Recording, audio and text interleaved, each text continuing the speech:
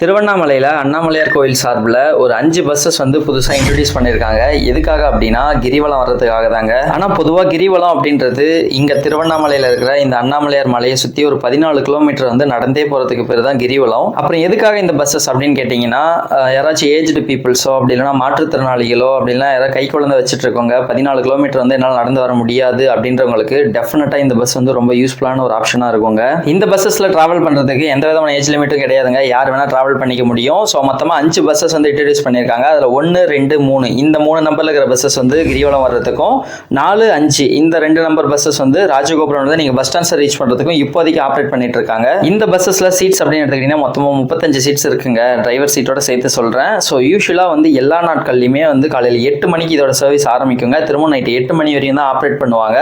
இந்த கிரிவல bus service வந்து ராஜகோபுரம், அதாவது அண்ணாமலையார் கோயிலோட கிழக்கு கோபுரம் இருக்கு இல்லைங்களா, ராஜகோபுரத்திலிருந்து ஸ்டார்ட் ஆகி திரும்ப கூட்டம் தான் உங்களை கம்ப்ளீட் பண்ணுறதும் அங்கே ராஜகோபுரம் வந்து கம்ப்ளீட் பண்ணுவாங்க.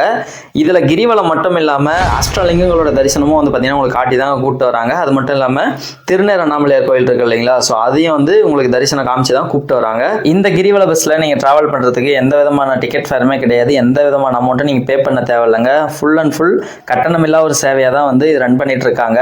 மேபி பௌர்ணமி நாட்களில் அப்படி இல்லைன்னா அமாவாசை நாட்களில் இல்லை கிரிவலத்துக்கு கூட்டம் அதிகமாக வர நாட்களில் இந்த சர்வீஸ் வந்து இருக்கிறதுக்கு சான்சஸ் வந்து கொஞ்சம் கம்மி தாங்க. இந்த பஸ்ஸில் நம்ம ஃபுல்லாகவே வந்து ஜர்னி பண்ணியிருந்தோங்க. அண்ட் தென் அஷ்டலிங்கங்களோட தரிசனமும் பார்த்தோம். ஸோ அது வந்து ஒரு ஃபுல் வீடியோவாக நம்மளோட யூடியூப் சேனல் இருக்குங்க. ஸோ அதோட லிங்க் கீழே கொடுக்குறேன்.